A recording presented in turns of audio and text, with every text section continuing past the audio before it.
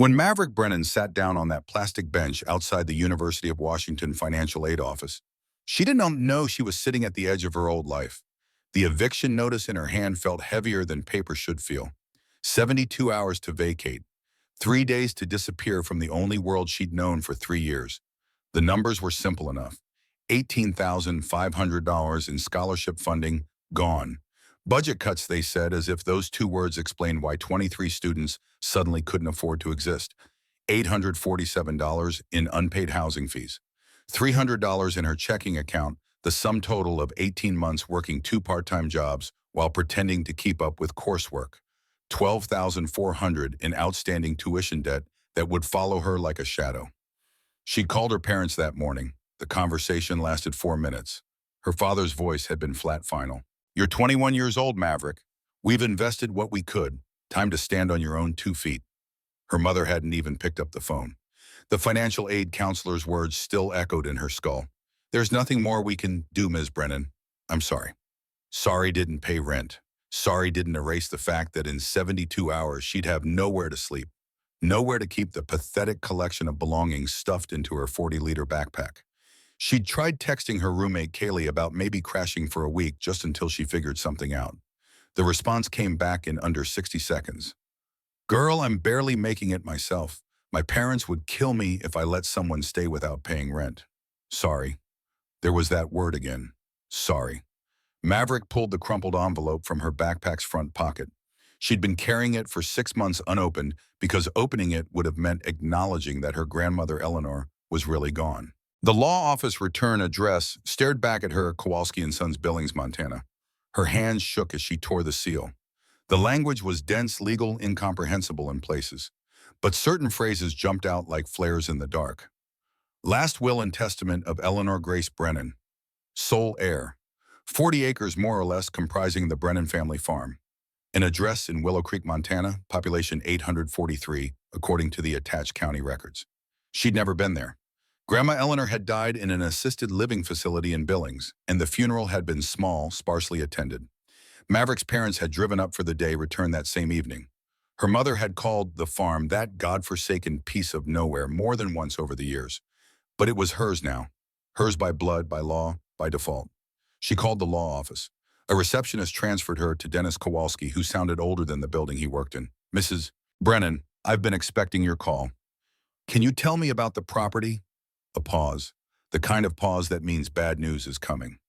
The main house was destroyed by fire in August of 2012.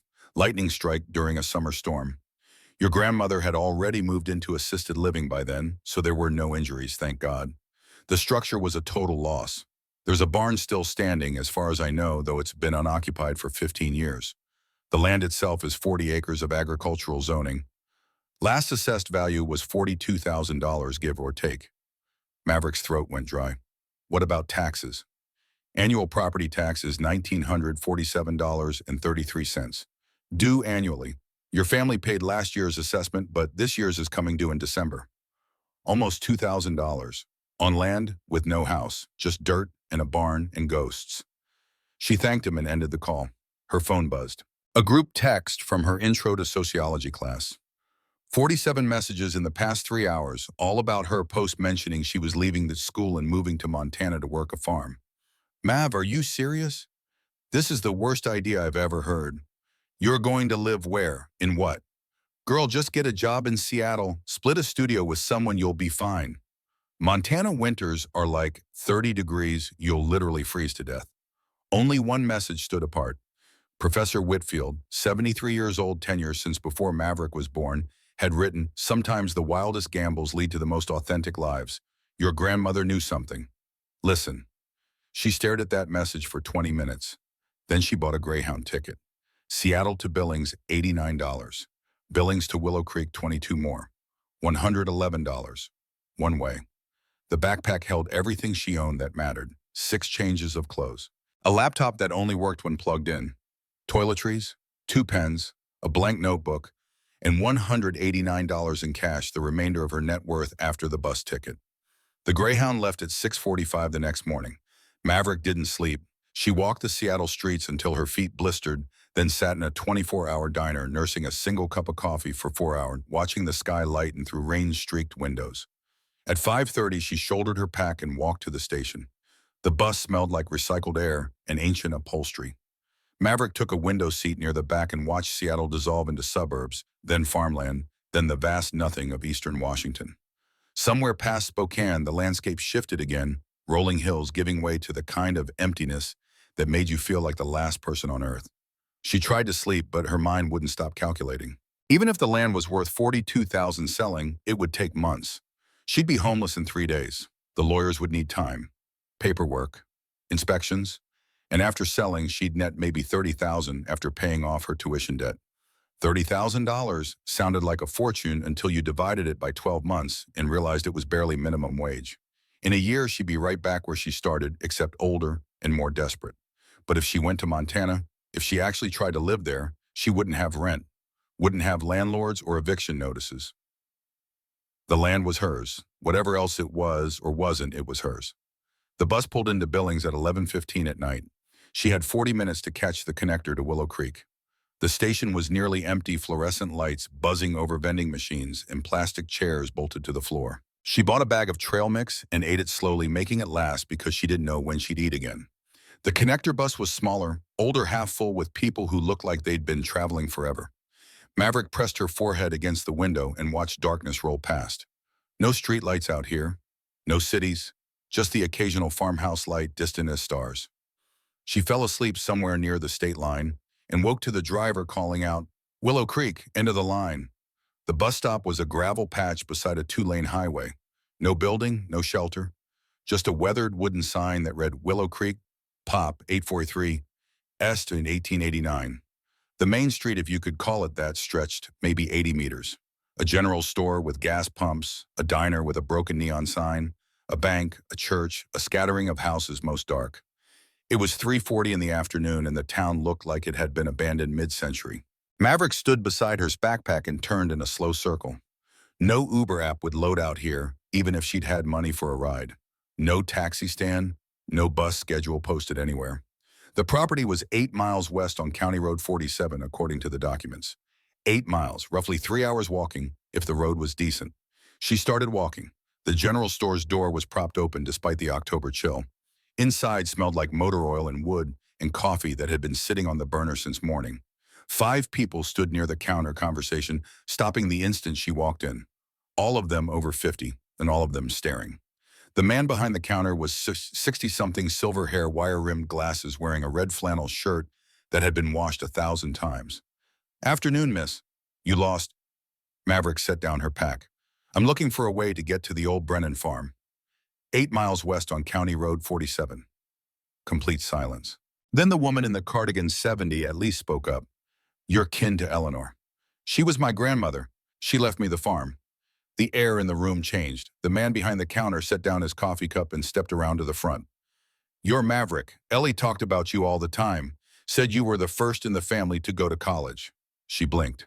"You knew her." "Knew her kid Eleanor Brennan saved my business. Back in '97 when I couldn't make the bank payments, she loaned me $6,000. No interest, told me to pay it back when I could. Took me 3 years. She never asked once." He stuck out his hand. "Hank Cordell." Maverick shook it. His grip was calloused, solid. The woman in the cardigan stepped forward, eyes shining. "Ellie taught me how to make strawberry jam when I was 16 years old. She was like a second mother to me."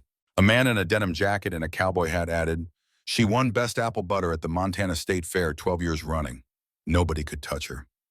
Hank's expression shifted, became more serious. "You need to know something before you head out there.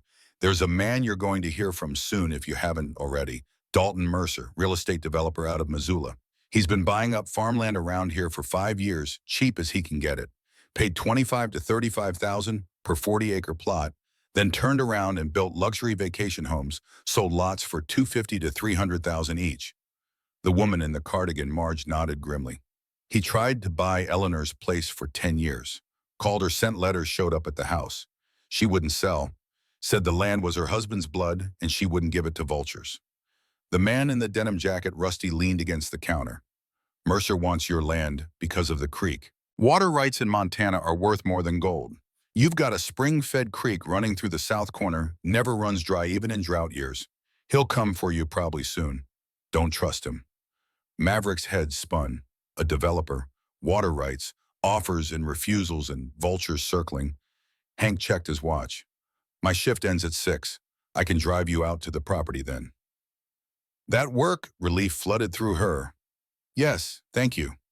You eaten? She hadn't not since the trail mix 12 hours ago. Come on. He led her across the street to the diner. The owner, a woman in her early 50s with short brown hair and a denim apron, looked up from wiping down a table. This is Stella, Hank said. Stella, meet Maverick Brennan, Ellie's granddaughter. Stella's face went soft. Oh, honey, come sit down. She brought out meatloaf, mashed potatoes, green beans, a dinner roll, a glass of water. Set it all in front of Maverick without asking for payment. Eat. It's on the house. Your grandmother gave me her apple pie recipe back in 2001. I still sell it every day. Maverick ate. The food tasted real in a way dorm cafeteria meals never had. Stella sat down across from her. You know the house burned down, right? The lawyer told me. Did he tell you there's nothing else out there? No electricity? No running water?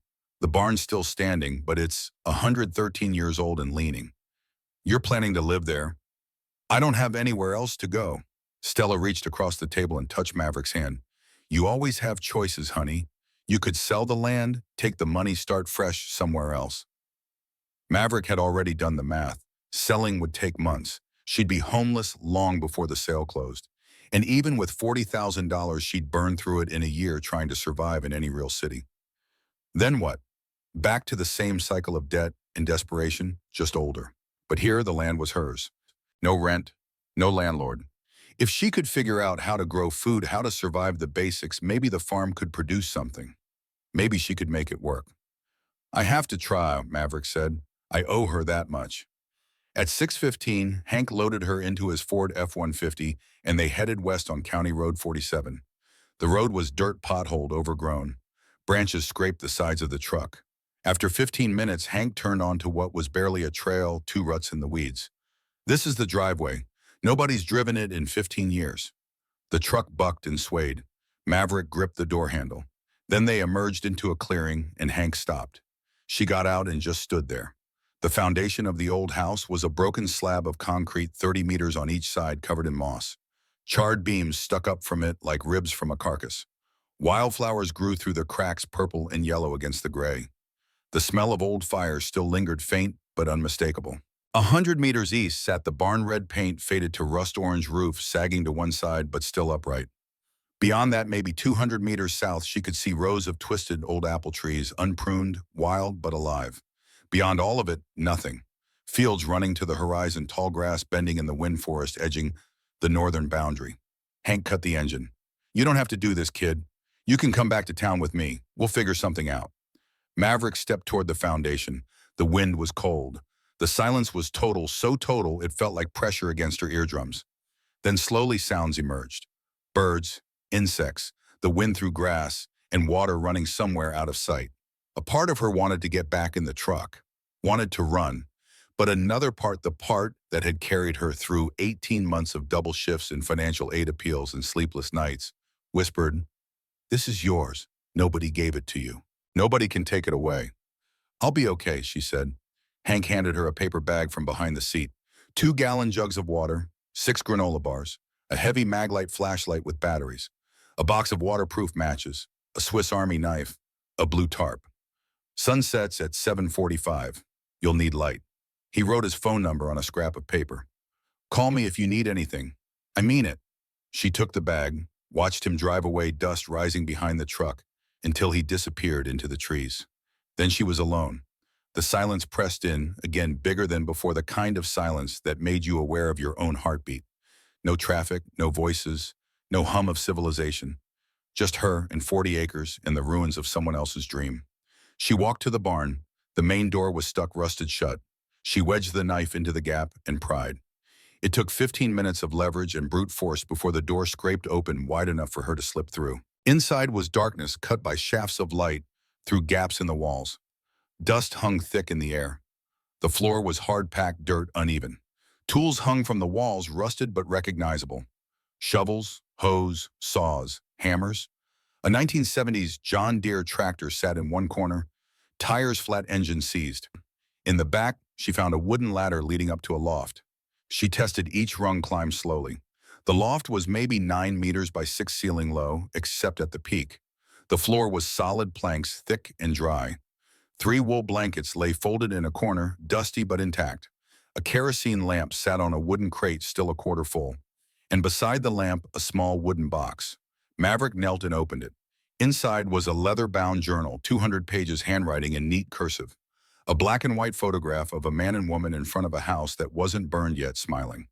A silver pocket watch stopped at 3:15. A keychain with 3 rusted keys. She opened the journal to the first page. January 1st, 1968. George and I moved into our new farmhouse today. It took us 2 years to save enough to buy this land. 40 acres for $8,500. Everyone said we were crazy.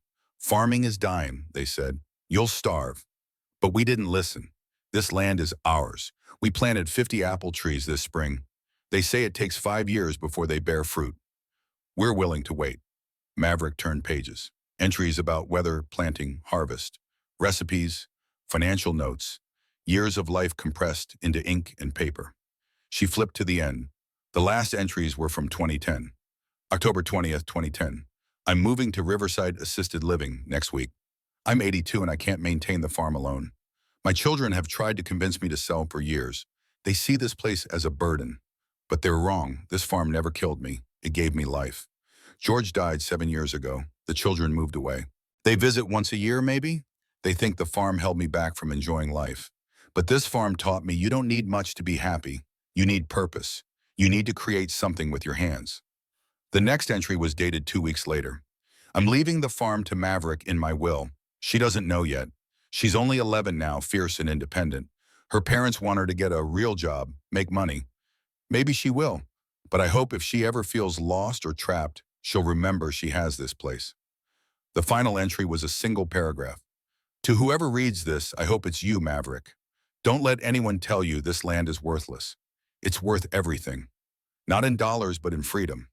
The freedom to wake up and answer to no one but yourself and the earth. The apple trees are 58 years old now. They're heritage varieties you can't buy anymore. If you care for them, they'll feed you for another 40 years. The well water is the purest in the county. The soil is deep, less perfect for vegetables. There's a secret I never told anyone. In 1985, we had the land surveyed. The report is in the small shed behind the barn, in a metal box under the floorboard's third board from the door. Don't sell to developers, especially not that Mercer man. He doesn't love the land, he loves money. Build slowly, start small. The land will teach you if you listen. I love you, Maverick. I see so much of myself in you. Maverick read it 3 times. Her hands shook. Tears dripped onto the page, smudging the ink. Her grandmother had known she'd need this place, had left it not as a burden, but as a lifeline.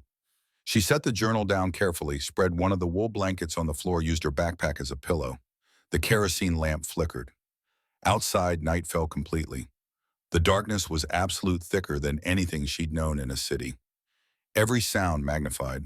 The barn creaked in the wind. Mice skittered in the walls. An owl called low and mournful. Her phone showed 0 bars. No signal, no connection to the world she'd left behind. She was 21 years old, alone in a barn in rural Montana with $300 and no plan beyond surviving until morning. But as she lay there in the dark, listening to the wind, she thought of her grandmother's words. The land will teach you if you listen. She whispered into the darkness. Okay, Grandma Eleanor, I'll try. I don't promise I'll succeed, but I'll try. Sleep came in fragments, shallow and restless.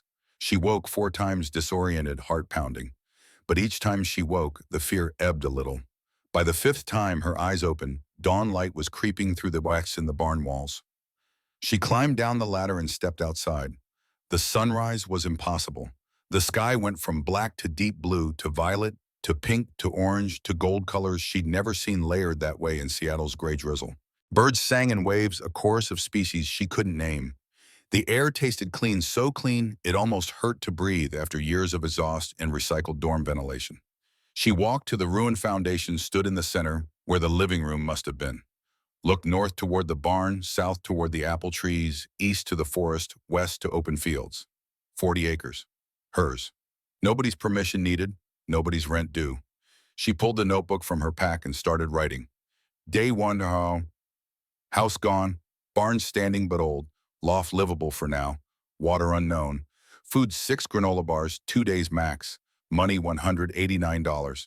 Next steps, find water source, assess apple trees, find the metal box Grandma mentioned. She walked it east, following the sound of running water. 200 meters from the barn, she found the creek, maybe 2 meters wide, flowing clear over smooth stones. She knelt, cupped her hands, tasted it. Cold, clean, sweet. A well was supposed to be somewhere. She walked in widening circles until she found the hand pump 30 meters northeast of the foundation. The pump was cast iron, rusted, the handle stiff. She pulled, nothing. Pulled harder, still nothing. Checked the journal again. Page 87. Well is 40 feet deep, needs 150, 200 pumps to bring water up first time. She gripped the handle and started counting. 1, 2, 3. Her shoulders burned. In 20, 50, 80. At 120, she felt resistance change. At 173, water gushed out, ice cold and clear as glass. She filled her water bottle, drank. It tasted better than anything that had ever come from a tap. The apple trees were next. She walked the rows counting. 47 trees total, maybe 60 years old, gnarled and unpruned, but covered in leaves. Some had fruit still clinging to branches, small and misshapen, but real. She picked one bit into it. Tart, dense, nothing like grocery store apples. The flavor was complicated, alive. According to the journal, there were 3 varieties. Wolf River, huge fruit, good for baking. Wealthy, medium size, good for everything. Harrelson, small and tart, perfect for apple butter. If she could bring these trees back, if she could harvest even half what they were capable of, she'd have something to sell. Something real. She returned to the barn and found the small shed behind it. The door hung crooked on one hinge. Inside was chaos. Old tools, bags of concrete hardened to stone-rusted chains. And in the back corner, exactly where the journal said, a stack of lumber covered by a tarp. She pulled the tarp back. 15 sheets of plywood, 4 feet by 8 feet, 3/4 of an inch thick. Protected from weather, still dry, still usable. Worth $450 at current prices. She pried up the 3rd floorboard from the door. Underneath, a metal box locked with a corroded padlock. She smashed the lock with a hammer from the wall. Inside the box were documents in plastic sleeves. A water rights certificate from 1952 granting George and Eleanor Brennan senior rights to 50 gallons per minute from Willow Creek. A geological survey from 1985 showing soil composition, pH levels, depth of loess, agricultural suitability. And letters. Dozens of letters from developers, county assessors, the last one dated 2005 offering $120,000 for the property. Her grandmother had written in the margin, "This land is not for sale at any price. It belongs to the future." Maverick photographed every page with her phone, even though she had no signal to send them anywhere. Then she sat on the barn floor and did the math in her notebook. Land 40 acres, water rights, barn trees. Market value maybe 40 to 45,000 if sold as is. But potential value if she could make it produce, if she could grow food, restore the orchard, use the water rights. She wrote, apple trees could yield 500 pounds per year if restored. Heritage organic apples sell for $4 per pound at farmers markets. That's $14,000 to $18,000 gross revenue, minus cost maybe $10,000 to $12,000 profit.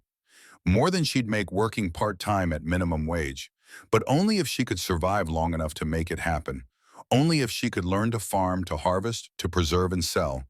Only if the land cooperated and the weather held and she didn't starve or freeze first.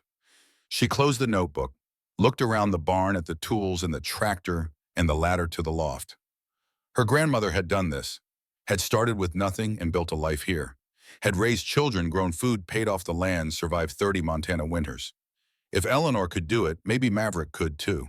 She walked back to town, 8 miles, 2.5 hours. Her feet blistered, her legs ached. But when she reached Cordell's General Store at 2:30 in the afternoon, she had a list. Hank looked up from the register. "You came back. I need supplies." She bought a better notebook, 3 pens, batteries, a headlamp, matches, a water filter, peanut butter, bread, oatmeal, salt, sugar. $90 gone, 99 left. Hank refused to charge her for half of it. "Eleanor helped me when I needed it. This is how I pay that forward." Stella called from the diner across the street. "Maverick, come here a minute." Inside, Stella poured coffee without asking, set it in front of her. I need help at the diner. Part-time. 3 shifts a week, 6 hours each.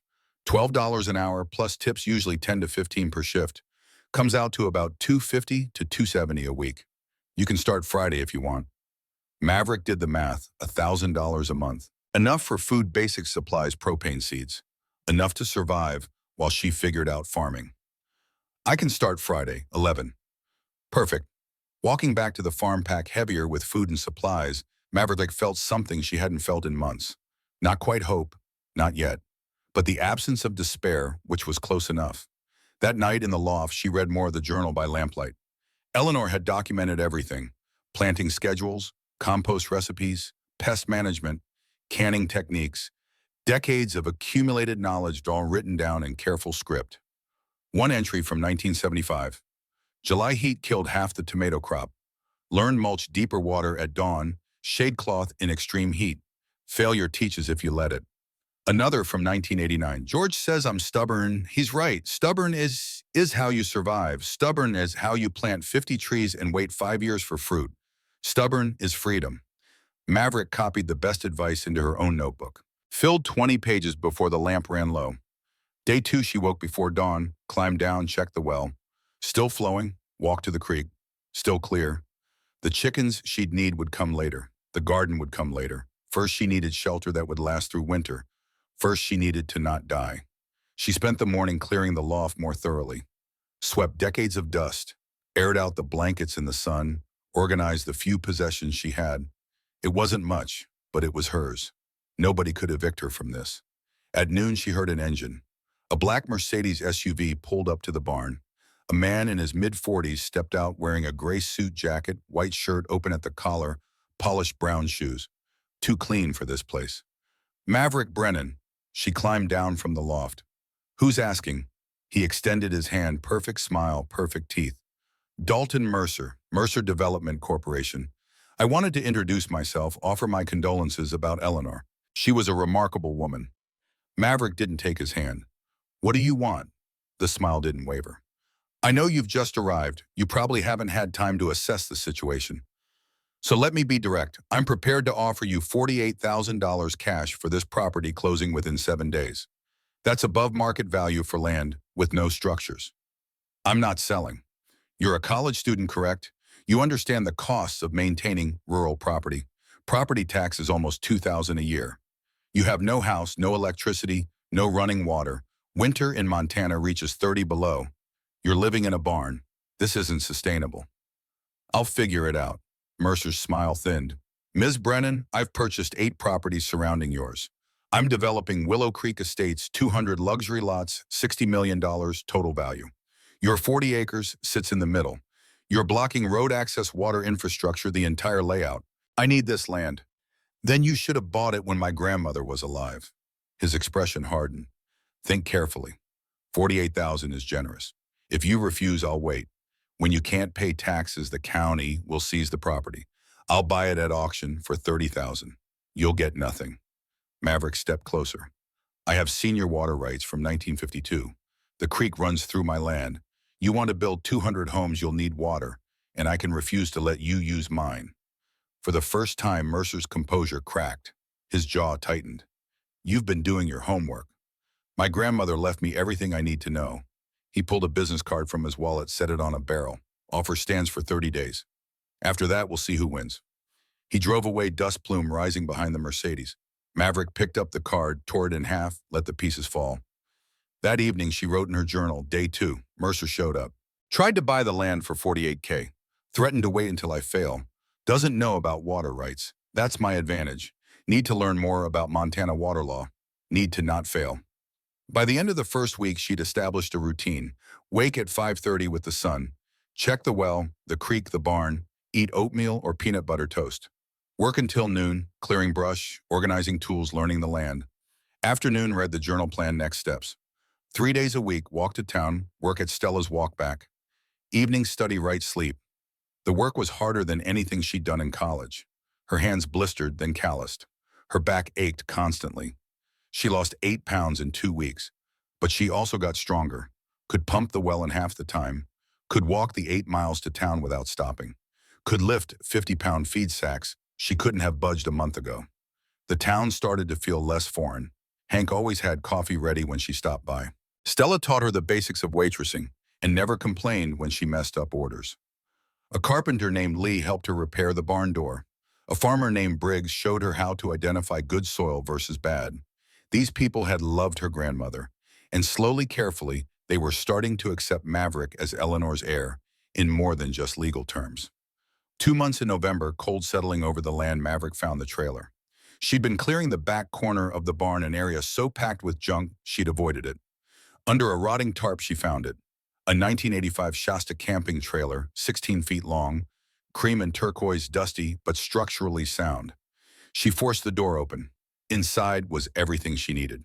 A 2-burner propane stove, a sink, a dinette that converted to a bed, a tiny bathroom with a chemical toilet and shower. The upholstery was faded, the air stale, but the bones were good. She ran to town, found Hank. "There's a trailer in the barn. Can you help me move it?" Hank called 3 men, Briggs, Lee, and a mechanic named Porter. They came that evening with jacks and tools and a generator, spent 6 hours hauling the trailer out of the barn, cleaning it, positioning it on level ground 25 meters from the old foundation. While they worked, Briggs pulled her aside. "If you want this farm to work, start small. Don't try to plant 40 acres year one. Do a 2,000 square foot garden. Get chickens for eggs. Learn the land for a full year before you scale up. Too many young people come to farming with big dreams and burn out in 6 months." She wrote it all down. By midnight, the trailer sat level, connected to the well via 50 meters of PVC pipe. Maverick pumped 6 gallons of water into the trailer's holding tank, turned the faucet, water flowed. She stood in the cramped trailer walls around her, a door that locked a bed that was actually a bed, and cried. This was a home. Small, old, imperfect, but a home. The 4 men refused payment. "Eleanor helped all of us at some point," Lee said. "This is how we pay it forward." After they left, Maverick climbed into the dinette bed, pulled a clean blanket over herself, and slept 8 hours straight for the first time since arriving. When she woke, sun streaming through the small windows, she felt different, steadier. The desperation that had driven her here was still present, but underneath it now was something harder. Determination, resolve. She had a home, had water, had tools and lumber and knowledge passed down through generations, had a community willing to help if she proved she was serious. She pulled out her notebook, turned to a fresh page, wrote, "Month 3, goals: survive winter, build chicken coop, plan garden for spring, study apple cultivation, earn enough at Stella's to cover supplies. Do not let Mercer win. Do not give up." She underlined the last sentence twice, because giving up wasn't an option anymore. This land was her grandmother's legacy, her birthright, her last chance at a life that meant something, and she would fight for it with everything she had. The trailer transformation took 3 weeks of every spare hour Maverick could steal from her shifts at Stella's. She scrubbed 40 years of neglect from surfaces that had forgotten what clean meant. The propane tanks cost $60 she couldn't afford but bought anyway because Montana winter didn't negotiate. The chemical toilet required $18 in specialized solution and a strong stomach. By mid-November, she had a functioning 2-burner stove, a bed that didn't punish her spine, and walls thick enough to muffle the wind that screamed across open fields at night. The first meal she cooked inside those walls was pasta with jarred tomato sauce. Nothing special. But she ate it at the fold-down table under Kiram LED lights, powered by a 12-volt battery Porter had sold her for $40, and the simple act of being warm and dry and not eating directly from a can made her throat close up.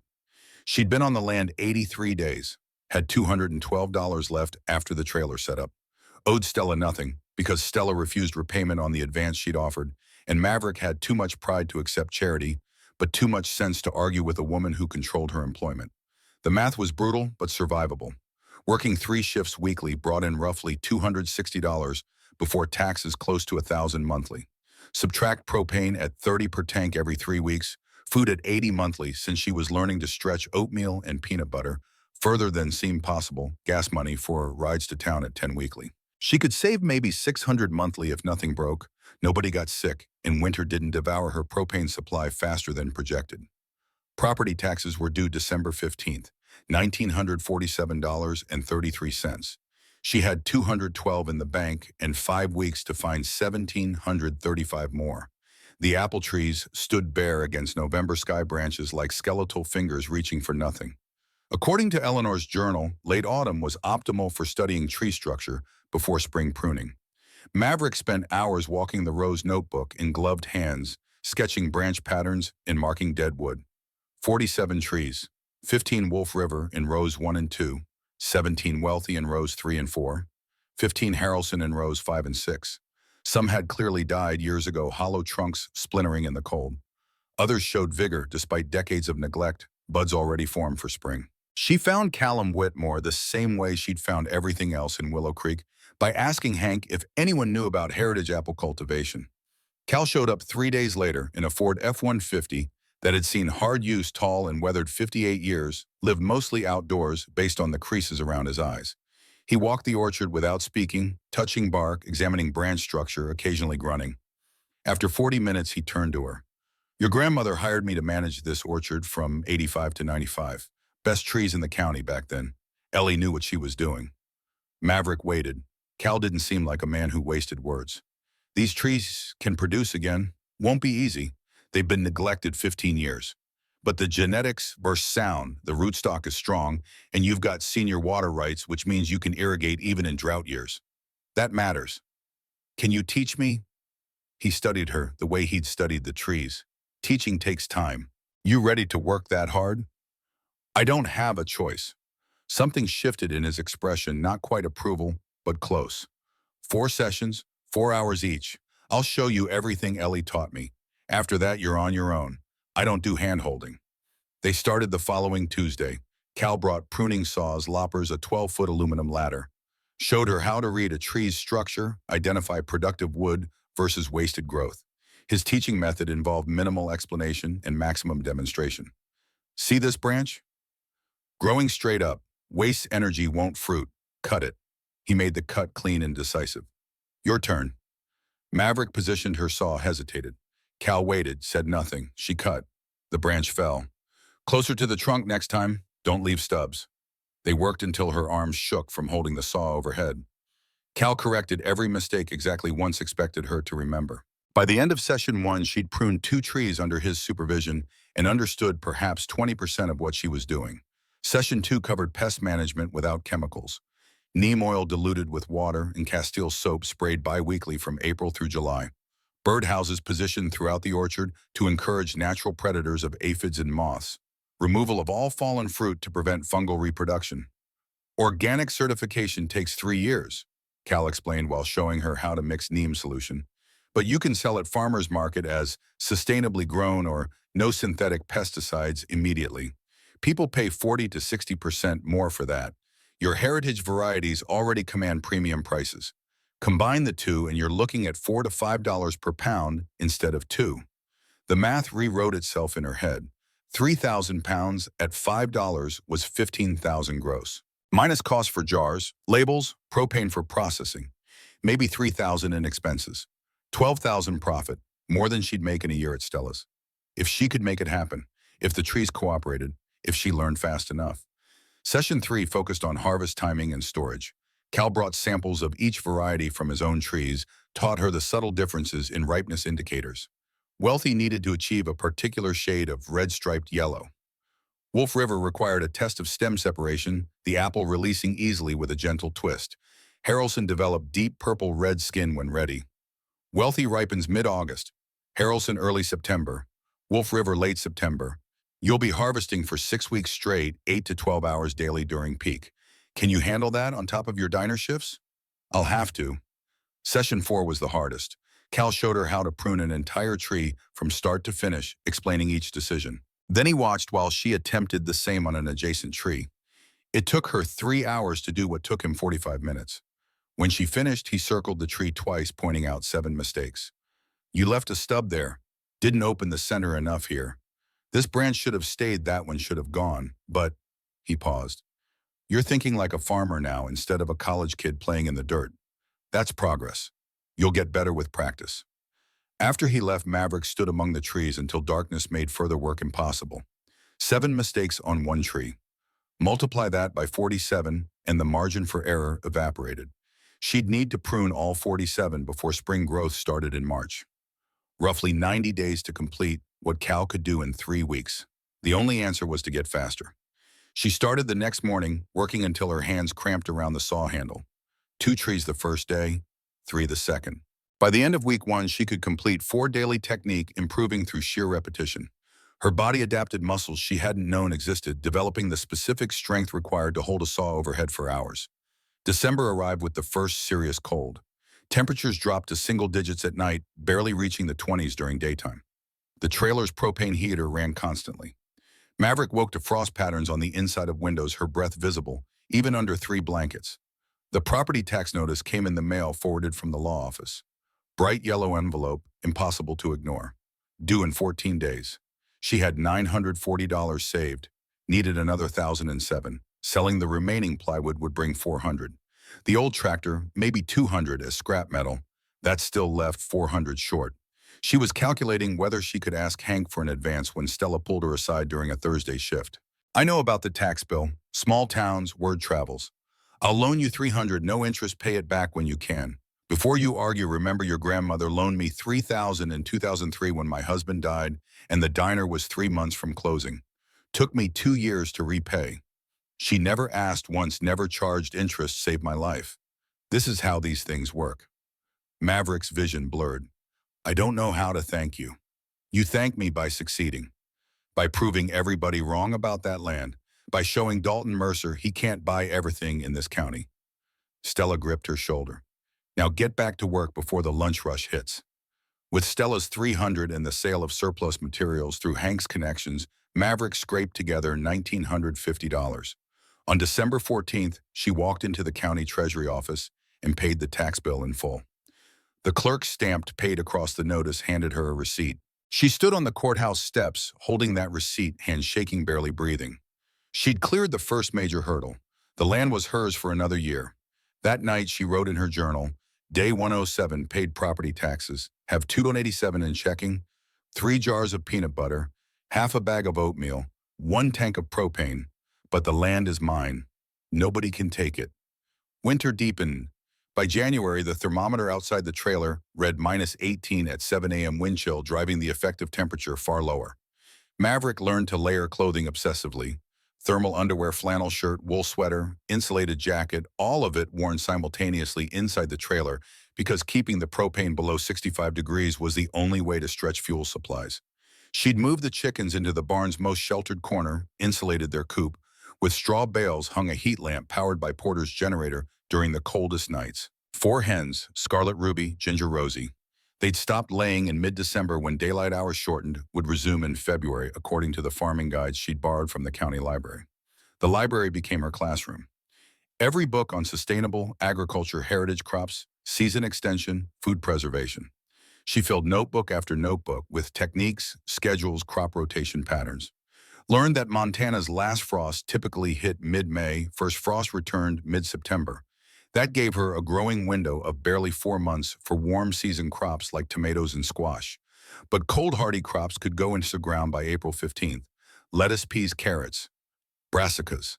If she started seeds indoors in March, she might get 2 harvests before September. She spent February designing a garden on graph paper. 2,000 square feet, as Briggs had recommended, subdivided into beds. 40 feet by 50 feet, positioned on the south side of the trailer where it would receive maximum sun. 6 beds for intensive annual vegetables. 1 permanent bed for perennial herbs. Space at the north end for trellised peas and beans. The seed catalogs started arriving in late February, forwarded from the law office, where she'd registered a business named Brennan Heritage Farm. She spent 3 evenings comparing varieties, prices, days to maturity. Selected tomatoes that could handle short seasons, carrots that thrived in Luess soil, bush beans that didn't require staking. Total seed cost $51. Chicken wire for fencing against deer, $35. Irrigation supplies, $43. She'd need every dollar from her March paychecks. The real challenge would be soil preparation. 2,000 square feet of prairie sod needed to be broken, turned, amended. Cal had mentioned that Eleanor always composted through winter-built soil fertility organically. But Maverick hadn't started a compost pile until November, and the material hadn't broken down enough yet. She was reading about green manure crops when Dalton Mercer showed up again. Mid-March temperatures finally climbing above freezing during daytime snowmelt, turning the driveway to mud. The Mercedes couldn't make it all the way, got stuck 300 meters from the trailer. Mercer walked the rest of the way wearing a suit jacket and leather shoes that sank with each step. He brought two men this time. One carried a briefcase lawyer, written all over him. The other had surveying equipment. Mercer's smile was thinner than she remembered, strained around the edges. "Ms. Brennan, you made it through winter. Impressive." She set down the shovel she'd been using to clear drainage ditches, didn't move closer. "What do you want?" "To make you a better offer. 65,000 cash, closing in 5 days. That's 15,000 more than my original proposal." The answer is still no. The lawyer stepped forward, opened his briefcase. "Ms. Brennan, we've filed a petition with Willow Creek County for eminent domain acquisition of this property. The county has approved our development project as serving public economic interest. It will create 300 jobs over 5 years, generate $2 million annually in property tax revenue. We have the legal authority to acquire your land with or without your cooperation." Maverick felt ice spread through her chest. "You can't do that." "We can, and we are. The hearing is scheduled for January 15th next year. Unless you sell voluntarily before then, a judge will determine fair compensation, which will likely be around 40,000, substantially less than we're offering now." Mercer's expression showed no triumph, just calculation. "I've invested $8 million purchasing the 8 parcels surrounding yours. I have $15 million in bank loans backed by the development project. If this fails, I lose everything. My family loses everything. I need this land, Ms. Brennan. I'm asking you to be reasonable." "You've had years to be reasonable. You tried to lowball my grandmother, tried to wait her out. Now you're trying to force me out through the courts. Business is business." "This isn't business to me. This is my home." The lawyer cleared his throat. "You should consult with legal counsel. The eminent domain process is complex. The county petition deadline is—" "I know about my water rights," Maverick interrupted. "Senior rights from 1952. You need water for 200 luxury lots. The creek runs through my land. Even if you take the property through eminent domain, you can't take the water rights. Montana law separates them. You'll own land you can't develop because you won't have water access." For 3 seconds, nobody spoke. Then Mercer's jaw clenched. "You've been studying Montana water law." "My grandmother left me everything I needed to know." Mercer pulled a card from his wallet, newer than the first one, sharp-edged. "The offer stands until December 31st. After that, we proceed with eminent domain and see what happens. You might win on water rights. You might not. Are you willing to bet your future on a legal technicality?" He turned and walked back toward the stuck Mercedes, the lawyer and surveyor following.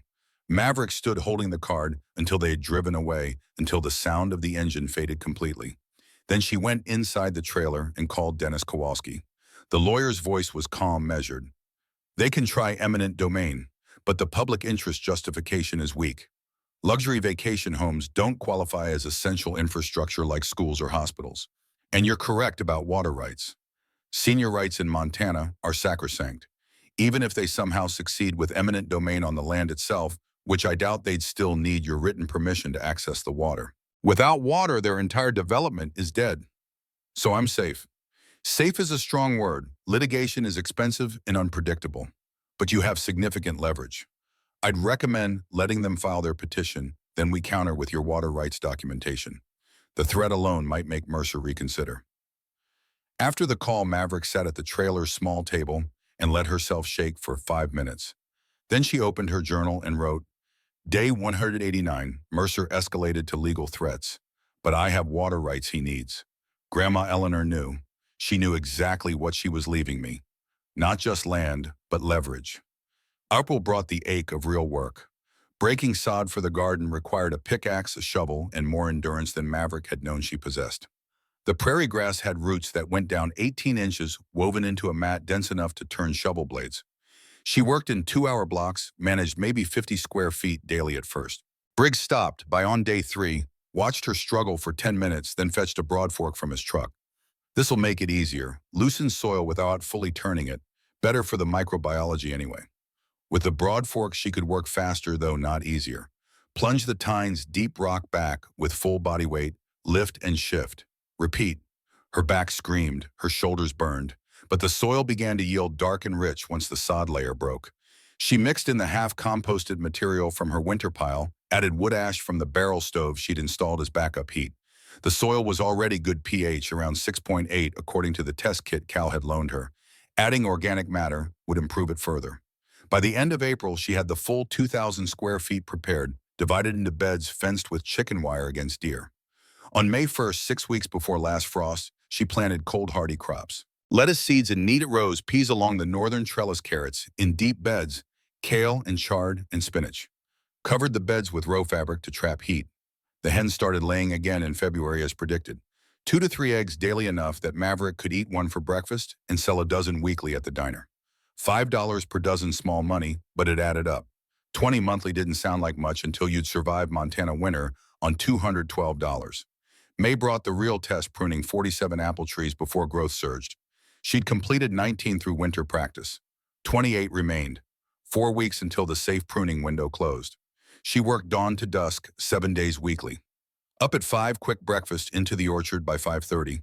Prune until noon, break for lunch, and water resume until 6. Clean tools, eat dinner, study. Eleanor's journal for processing techniques she'd need come August, collapse into bed by 9.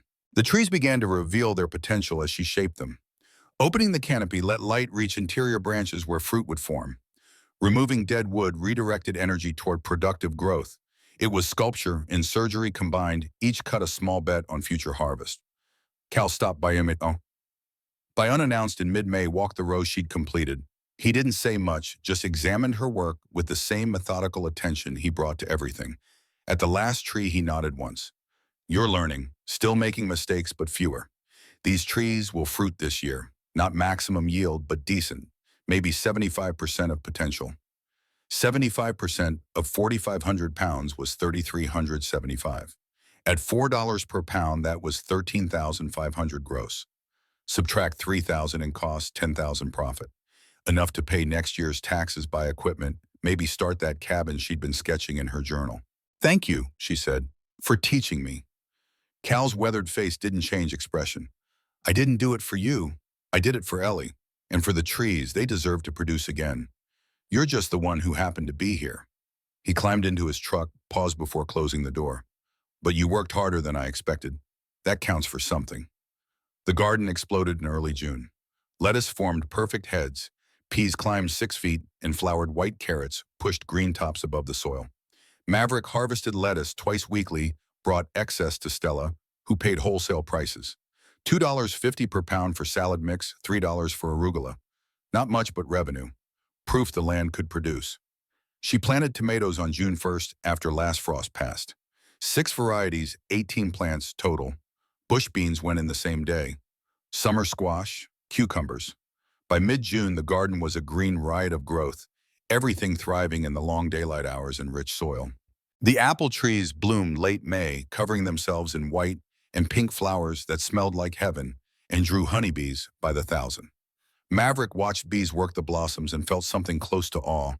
This cycle had repeated for 60 years before she arrived, would continue 60 years after she left, if someone cared for it. July brought the reality check. Inspection of fruit sets showed good numbers on Wealthy and Harrelson, but Wolf River had suffered winter damage. Several trees bore no fruit at all. Her projected 3,375 pounds dropped to 2,800. Still, 2,800 pounds at $5 was 14,000 gross, 9,000 after expenses. Combined with garden revenue and egg sales, she might clear 12,000 total for the year. That would cover taxes, propane food, save 3,000 for emergencies. It would work, barely, but barely was enough. August 15th arrived with the kind of heat that made the air shimmer. Maverick walked the Wealthy rows at dawn testing fruit. The apples had reached perfect ripeness, red-striped skin tight over crisp flesh. Time to harvest. She'd hired 2 teenagers from town, paid them $15 per hour, taught them the gentle twist technique that prevented branch damage. Working together, they could harvest 1 tree hourly. 15 Wealthy trees meant 15 hours of picking over 3 days. The apples filled plastic bins, each holding roughly 40 pounds. They sorted as they picked, separating premium fruit from processing grade.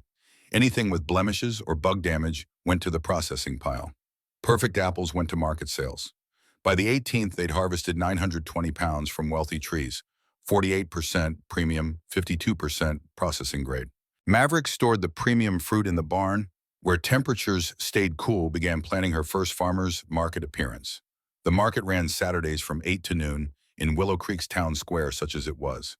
She registered for a vendor slot, cost $20 weekly, built a simple sign from scrap lumber, Brennan Heritage Farm, third generation. Organic apples since 1968. She brought Eleanor's photo printed at 8 by 10 mounted on cardboard, set it prominently on her table with a caption honoring Grandma Eleanor's legacy. The first Saturday in September, she loaded Hank's truck with product, 150 pounds of wealthy apples in woven baskets, 30 jars of apple butter she'd made in Stella's kitchen during off hours using Eleanor's recipe from the journal, 15 pounds of dried apple chips, 3 dozen eggs, 20 pounds of tomatoes and beans and squash. The setup looked professional enough. The story was ready. Now she just needed customers. Market opened at 8. By 8:15, a woman in her 70s stopped at the table, picked up an apple, examined it. These are wealthy variety. Yes, ma'am, heritage trees 60 years old grown organically. The woman's eyes moved to Eleanor's photo, then to Maverick. You're Ellie's granddaughter. I heard you'd come back. She picked up a jar of apple butter, read the label. Is this her recipe? Word for word from her journal. The woman bought 5 jars, 10 pounds of apples, didn't haggle the price. Ellie made the best apple butter I ever tasted. If yours is half as good, it's worth twice what you're charging. By 9:30, Maverick had sold half her inventory. People wanted to hear the story. College dropout inherited burned farm, chose to stay and rebuild. They wanted heritage varieties their grandparents remembered. They wanted to support the girl who'd turned down developers and fought to keep family land. The apples sold at $4 per pound. The apple butter at 8 per jar. The dried chips at 12 per pound. By noon, she'd sold out everything except a few pounds of vegetables. Gross revenue, $1,247. She sat in Hank's truck on the drive back counting bills with shaking hands. $1,247. In 4 hours, more than 5 weeks of wages at the diner. You did good, kid, Hank said, eyes on the muddy road. Ellie would be proud. The second market Saturday brought similar results, $1,591. The third, $1,440. By the end of September, she'd sold through most of her wealthy harvest in all the premium Haralson.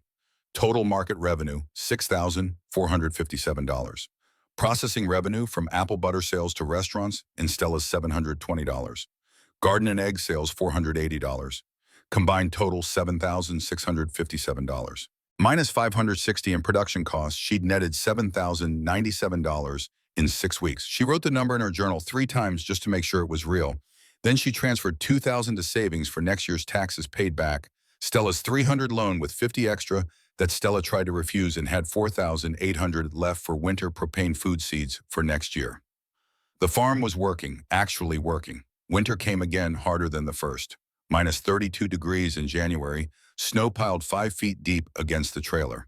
But this time, Maverick had 3 propane tanks in reserve, 60 pounds of oatmeal and rice, 40 jars of vegetables she'd canned herself, and $4,000 in the bank.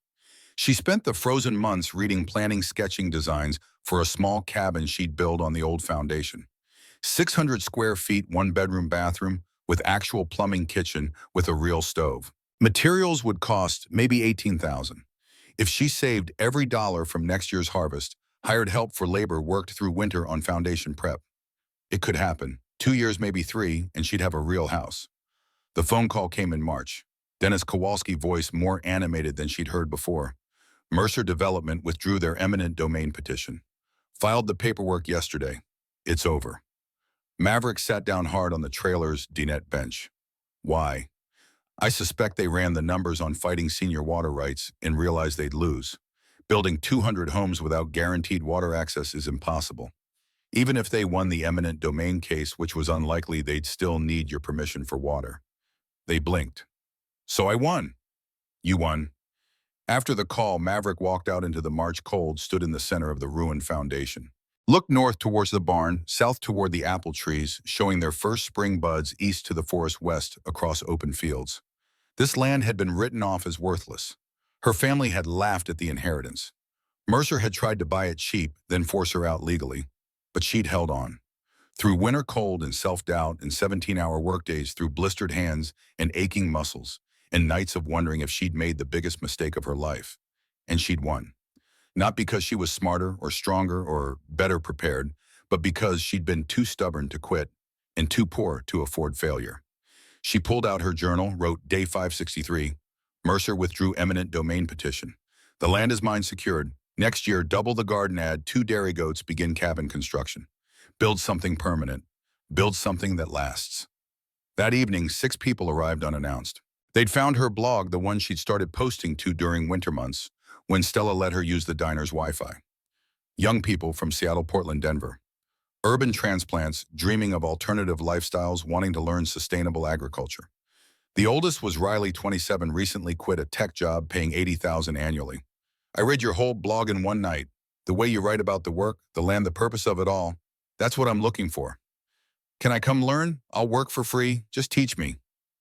Maverick looked at the 6 eager faces, saw herself 2 years ago, desperate, determined, slightly delusional about what farming actually required.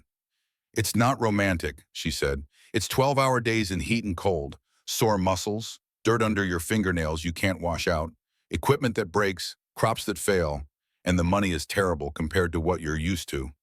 Riley didn't flinch. I know, but I'm so tired of meaningful work being impossible while meaningless work pays the bills. I want to build something real, even if it's hard, especially if it's hard. Maverick remembered Eleanor's journal entry, this land teaches if you let it.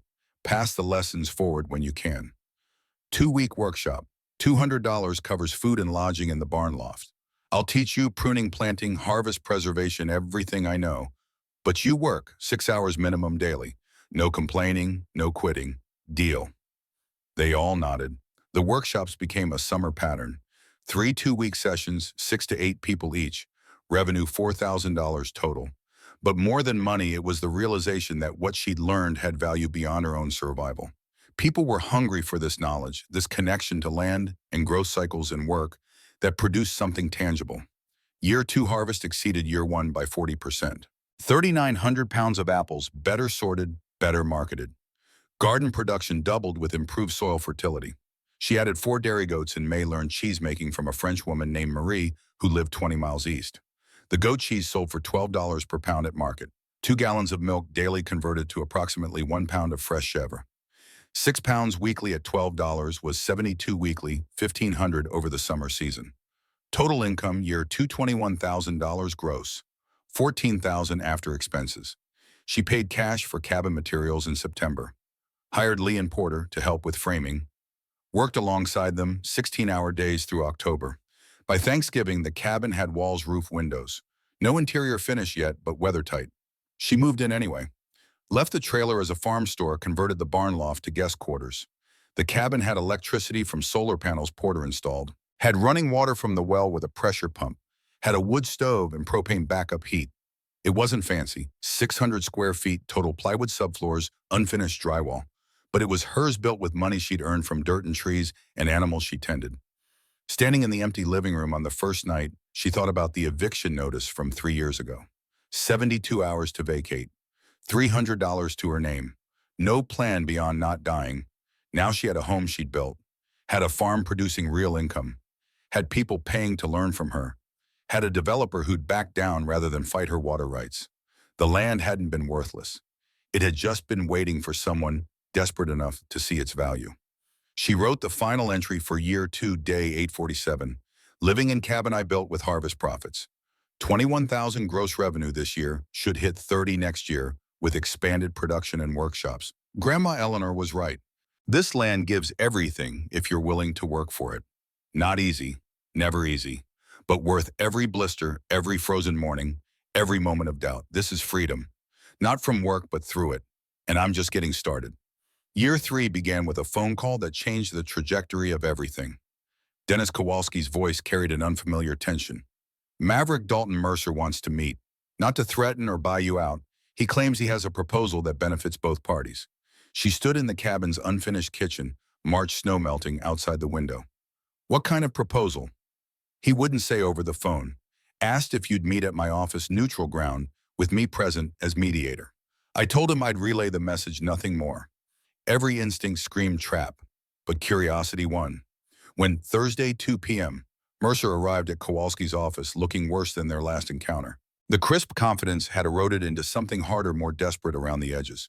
He sat across the conference table, manila folder in hand, and didn't waste time on pleasantries. I owe you an apology. The eminent domain attempt was wrong, legally dubious, and morally indefensible. I was facing bankruptcy and made choices I'm not proud of. Maverick waited arms crossed. My development project is still viable, but only with water access. I've spent the last 6 months with hydrologists and attorneys. The creek that runs through your property is the sole reliable water source for this entire area. I need it. You control it. So I'm here to negotiate a purchase of water rights, not land. Dennis leaned forward. Water rights in Montana can be sold separately from property, but senior rights like yours command substantial prices, especially with scarcity increasing due to climate patterns. Mercer opened the folder, slid papers across the table. Engineering reports, water flow analyses, projected usage calculations. My development requires 30 gallons per minute sustained. Your senior rights allow 50. I'm proposing to purchase access to 30 gallons per minute, leaving you 20 for agricultural use. The price is $250,000 paid over 5 years at $50,000 annually.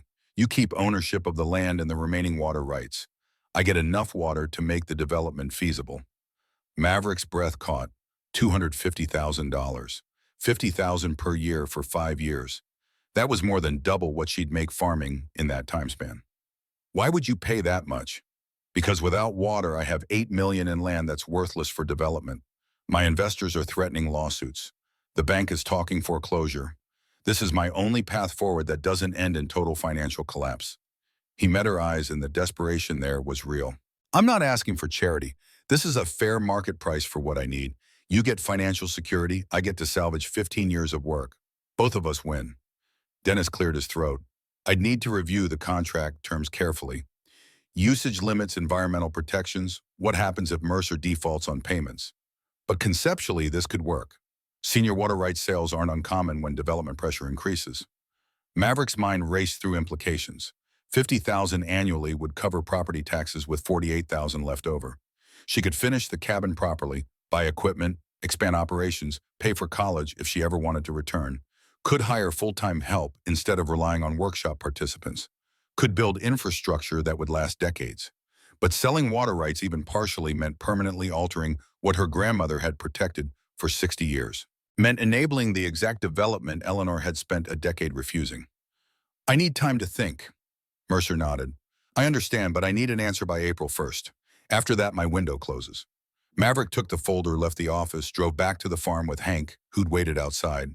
She didn't speak the entire ride, just stared at engineering reports that reduced her grandmother's legacy to gallons per minute and dollar figures. That night, she read Eleanor's journal cover to cover for perhaps the 20th time, found the entry she was looking for near the end. March 1987, a developer offered me $80,000 for the whole property. I said no without hesitation. George asked if I'd regret it when we're older, when the work gets harder. I told him this land isn't about money. It's about freedom, about answering to nobody, about building something that lasts beyond our years. But if one of our grandchildren needs the money to build their own freedom, to create their own version of what we built here, I hope they sell without guilt. The land's value isn't in keeping it exactly as it is. It's in enabling the people who love it to thrive. Maverick closed the journal, sat in the silence of her unfinished cabin. Eleanor hadn't been a purist, hadn't demanded the farm stay frozen in amber. She'd wanted her descendants to thrive whatever form that took. The question wasn't whether to sell water rights. It was whether the sale would enable thriving or betray the core purpose of the land. She spent 3 days walking the 40 acres, visiting every corner. The apple trees in their spring dormancy buds swelling with coming blooms.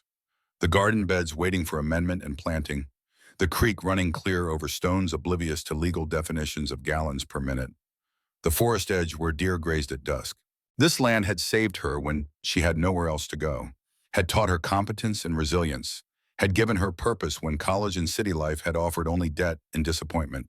But keeping 20 gallons per minute would still supply everything the farm needed, and $50,000 annually would transform this operation from subsistence to genuine sustainability. On March 28th, she called Dennis.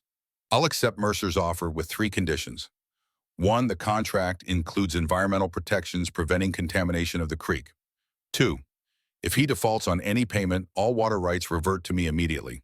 3, I want first right of refusal if he ever tries to sell the development or the water access to a third party. Those are reasonable. I'll draft the amendments. The contract signing happened April 3rd in Dennis's office. Mercer's hand shook slightly as he signed each page. When finished, he looked across the table with something that might have been respect. You could have held out for more, played hardball, bled me dry. My grandmother didn't raise me to kick people when they're down. She raised me to find solutions that work for everyone. Maverick signed her own name, feeling the weight of it. But if you contaminate my water or miss a payment, I'll bury you in litigation so deep you'll wish eminent domain had worked. Mercer almost smiled. Fair enough. The first check arrived May 15th, $50,000 certified bank draft. Maverick deposited it and sat in her truck staring at the receipt, showing a balance that had never had that many digits. She allocated it methodically. $2,000 for taxes set aside immediately. $10,000 for cabin completion, hiring Lee and Porter to finish drywall, flooring, kitchen installation, bathroom fixtures. $8,000 for farm equipment, a used tractor that actually ran a proper rototiller, professional-grade pruning tools, a walk-in cooler for harvest storage. $5,000 for infrastructure improvements, upgrading solar panels, installing a proper septic system, building a greenhouse for season extension. $25,000 to savings untouchable, except for emergencies. By mid-June, the cabin was finished. Real hardwood floors, completed drywall painted soft cream, a kitchen with full-sized appliances running on solar power, a bathroom with hot water from an on-demand heater. The bedroom had built-in shelves where Eleanor's journal sat, alongside Maverick's 3 years of notebooks, a chronicle of transformation in handwritten pages. The farm itself was expanding beyond anything she'd imagined year one. The garden now covered a full acre, producing enough vegetables to supply both farmers market and a CSA program, serving 20 families weekly at $30 per box. The goat herd had grown to 8, producing 3 gallons of milk daily that converted to artisan cheeses commanding premium prices. The chicken flock numbered 40 eggs alone, generating 2,000 annually. But the apples remained the cornerstone. Year 3 marked the full restoration of the orchard's potential. Every tree pruned professionally, pest management refined, irrigation optimized. When Wealthy bloomed in May, the white flowers stretched so thick they looked like snow had returned. Honeybees worked the blossoms in clouds, and Maverick stood among the trees, feeling something close to reverence. Cal stopped by in early June, his annual inspection. Walked the rows without comment for 40 minutes, then turned to her with the closest thing to a smile she'd seen on his weathered face. Ellie couldn't have done better herself. These trees will give you 4,800 pounds this year, maybe more. You've got the touch now. Don't need me anymore. I'll always need the knowledge you gave me. Knowledge is just the starting point. You have got something else now. Intimacy with the land. That's what separates farmers from people who play at farming. You've earned it. He climbed into his truck, paused before closing the door. I'm retiring end of this season, selling my orchard to a young couple from Bozeman. But I wanted you to know, watching you bring this place back gave me hope that the old ways aren't completely dead. That maybe there's a generation coming up that still values growing real food with real care. After he left, Maverick stood in the orchard until sunset, absorbing his words. She'd stopped thinking of herself as a desperate college dropout playing farmer. Somewhere in 3 years of blistered hands and frozen mornings and endless labor, she'd become the thing itself. A farmer, a steward of land and living things. Someone who understood that growth and harvest and rest were cycles to honor, not obstacles to overcome. The blog had evolved beyond simple documentation into something else entirely. 15,000 followers, now people from every state and a dozen countries hungry for stories about choosing different paths. Maverick wrote about the economics of small-scale agriculture with brutal honesty. Posted photos of failed crops and broken equipment alongside harvest abundance. Shared her tax returns to prove the farm actually generated livable income. Showed the math on how 40 acres could support one person comfortably or two frugally. The messages came daily. Some wanted advice on starting their own operations. Others just needed to know it was possible to leave crushing urban jobs and build something tangible. A surprising number came from people her parents' age, corporate careers behind them, wondering if they could do at 50 what Maverick had done at 21. She answered what she could always with the same caveat: this life is harder than you imagine and more rewarding than you can understand until you live it. Come spend 2 weeks here before making permanent decisions. Romance fades fast when you're clearing irrigation lines in February cold. The summer workshops expanded to 6 2-week sessions, 48 people total passing through. Maverick hired Riley to help manage the influx, paying her $30,000 annually plus room and board in the converted barn loft. Riley had spent 6 months on the farm during year 2, gone home to Denver for winter, returned in March with everything she owned and no plans to leave.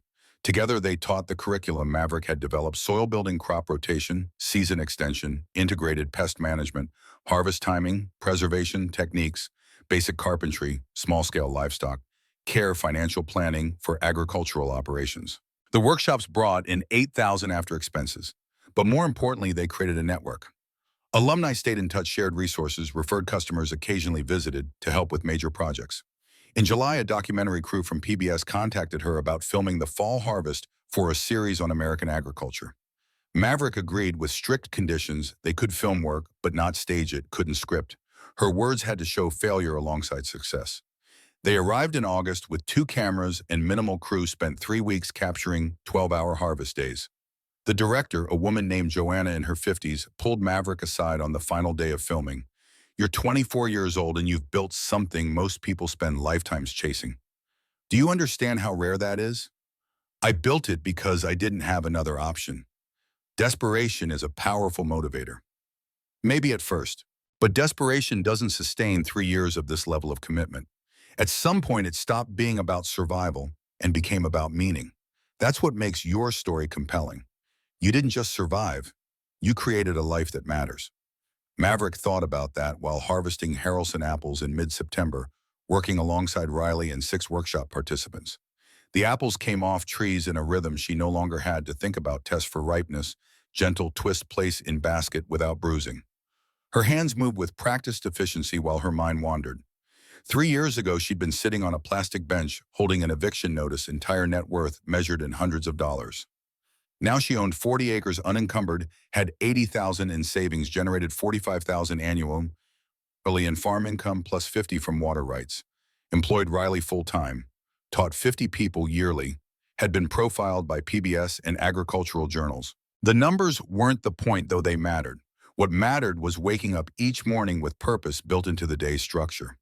Knowing that the work of her hands directly produced food, shelter, income, knowledge worth sharing. Living in a place where success meant healthy soil and strong trees and satisfied customers, not performance reviews and stock prices. She'd stopped checking job listings for positions she might have qualified for with a finished degree, stopped wondering what her college friends were doing in their corporate careers. That version of her life had died the day she stepped off the Greyhound in Willow Creek, and she'd stopped mourning it somewhere in year 2. This was her life now, the only life she wanted. Harvest that year exceeded projections. 5,100 pounds of apples, perfect weather, and 3 years of accumulated care paying dividends. Maverick and Riley processed for 3 weeks straight, making apple butter in 100-jar batches, drying chips in the dehydrator that ran constantly, pressing cider using equipment Lee had helped build. The barn became a production facility organized with the efficiency of a commercial kitchen. They stored premium fruit in the walk-in cooler, maintaining temperature at 34 degrees to preserve crispness. The apples would keep for 6 weeks under these conditions, allowing them to sell fresh product through October at farmers market. Processing grade fruit went immediately into transformation: sauce, butter, chips, cider. Farmers market season stretched into October, then November, as customer demand refused to fade. People drove from Missoula and Great Falls specifically for Brennan Heritage Farm products. The apple butter developed a cult following after a food blogger from Seattle visited and wrote a rapturous review. Orders came from restaurants across Montana requesting wholesale pricing. Maverick had to turn business away, simply lacked production capacity. She and Riley discussed expanding operations, hiring a second full-time employee, maybe renting commercial kitchen space for larger-scale processing. But growth meant complexity, and complexity meant losing the intimate connection that made the work meaningful. "We're at a decision point," Riley said over dinner one November evening, the two of them eating at the cabin's small table. "Scale up and risk becoming the thing we left the city to escape, or stay small and turn away money." Eleanor's journal talks about this. She and George faced the same choice in the 80s. They chose small, kept operations at a scale they could manage without sacrificing quality or sanity, turned down contracts with grocery chains because they didn't want to become commodity producers. You're not Eleanor, though. Different era, different pressures. Same land, same core question: what's the farm for? Is it for maximum revenue extraction or optimal quality of life? Because I didn't spend 3 years building this to recreate the stress and alienation I left behind. Riley was quiet for a moment, then nodded. Optimal quality of life it is. We stay small, focus on excellence, maintain wait lists rather than compromise its standards. That's actually more revolutionary than scaling up anyway, proving you can thrive without endless growth. The documentary aired in January 30 minutes titled Heritage One Woman's Return to the Land. Maverick watched it alone in the cabin, struck by how different the work looked on screen versus living it. The camera made harvesting seem almost meditative, a beautiful dance between human and tree. It didn't capture the shoulder ache or the morning cold or the tedium of sorting 5,000 pounds of fruit, but it caught something else. The expression on her face while examining an apple for ripeness, a mix of concentration and satisfaction. The easy collaboration between her and Riley during processing work. The workshop participants listening intently while she explained pruning theory. It caught the fact that she was genuinely happy. Not the Instagram-filtered performance of happiness, but the real thing. Tired and satisfied and engaged with work that mattered. The documentary brought another wave of interest. The blog jumped to 30,000 followers overnight. Interview requests from magazines, podcasts, agricultural conferences. Everyone wanted the story. How did a broke college dropout build a thriving farm in 3 years? Maverick gave the same answer in every interview. I didn't do anything magical. I worked harder than I'd ever worked, learned from people who knew more than me, made hundreds of mistakes, and kept going, when quitting seemed easier. And I had one massive advantage. I inherited land I couldn't afford to buy otherwise. My story isn't replicable for most people because most people don't have a grandmother who leaves them 40 acres. But the principles are transferable. Start small, learn constantly, prioritize quality over scale, build community, stay stubborn. In March, 4 years after arriving in Willow Creek, Maverick received an email from the University of Washington. The dean of the College of the Environment wanted to offer her an honorary degree in sustainable agriculture to be presented at June commencement. The letter praised her pioneering work demonstrating economically viable small-scale farming in an era of corporate consolidation. She read the email 3 times, then deleted it. An hour later, she undeleted it, read it again, called Dennis Kowalski. They want to give me a degree, honorary, for work I've done here. Dennis was quiet for a beat. You planning to accept? I don't know. Part of me wants to tell them where they can stick their honorary degree, considering they kicked me out when I couldn't pay. But another part, I don't know, it feels like validation I didn't know I needed. Do you need their validation? You've built something extraordinary. You're financially secure, professionally successful, personally fulfilled. Does a piece of paper from an institution that failed you actually add anything? She thought about Eleanor, who'd had an 8th grade education and built a farm that sustained her family for 60 years. Thought about Cal and Hank and Stella, whose knowledge came from decades of lived experience, not academic credentials. No, it doesn't add anything. Thanks for helping me see that. She composed a reply declining the honor, kept it simple. I appreciate the recognition, but my education happened on 40 acres in Montana, taught by people whose names you won't find in faculty directories and trees that don't grant degrees. I'll continue learning here. The response felt right, clean. She'd left that world behind and found something better.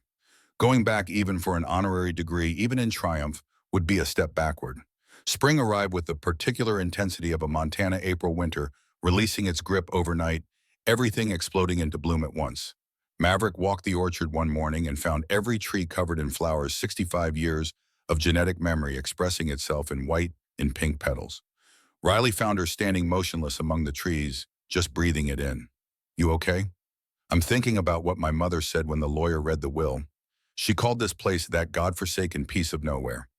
Said it was worthless, told me to sell it immediately. She was wrong about every single word. This isn't nowhere. This is the exact center of my world, and it's worth more than she'll ever understand. You should tell her that. Maybe someday, when I stop caring whether she believes me. The conversation with her parents still hadn't happened. They'd exchanged perhaps a dozen text messages in 4 years, surface-level check-ins that carefully avoided mentioning the farm or Maverick's choices. Her mother had sent a brief happy birthday message in August. Her father had forwarded a job listing for an entry-level position at his company in December. No accompanying message. Maverick hadn't responded to the job listing. What would she even say? That she made more than entry-level wages growing apples? That she employed someone full-time and taught workshops and had been featured in national media? That she owned property outright, while most people her age drowned in rent and student loans? Her parents had wanted her to succeed by conventional measures: degree, corporate job, steady climb up some predetermined ladder. She'd succeeded by completely different metrics: self-sufficiency, meaningful work, community respect, financial stability without debt. They would likely never see those things as legitimate success. Their loss, not hers. May brought Mercer's second annual water rights payment, another $50,000 deposited smoothly. The development was progressing, on schedule, luxury homes rising on the surrounding parcels. Maverick occasionally drove past the construction, felt nothing. Not resentment, not vindication, just indifference. Mercer had what he needed. She had what she needed. The arrangement worked. July brought the year's first real crisis. A hailstorm blew through on the 17th, marble-sized ice falling for 20 minutes while developing apples were still weeks from maturity. Maverick and Riley ran into the orchard trying to improvise protection with tarps and prayers, but you can't shield 50 trees from a Montana hailstorm. When it ended, they assessed damage. 30% of developing apples were bruised or split, would drop within days, completely unsellable. Another 20% showed surface damage that would scar as the fruit matured, reducing market value significantly. Only 50% remained premium quality. Maverick sat on the ground between rows looking at thousands of ruined apples and laughed. Riley stared at her. "Are you having a breakdown?" "No, I'm just realizing that 3 years ago this would have destroyed me. I would have panicked about lost income and whether I could still pay taxes and what it meant for my survival. But now," she gestured at the damaged fruit, "this is a problem, not a catastrophe.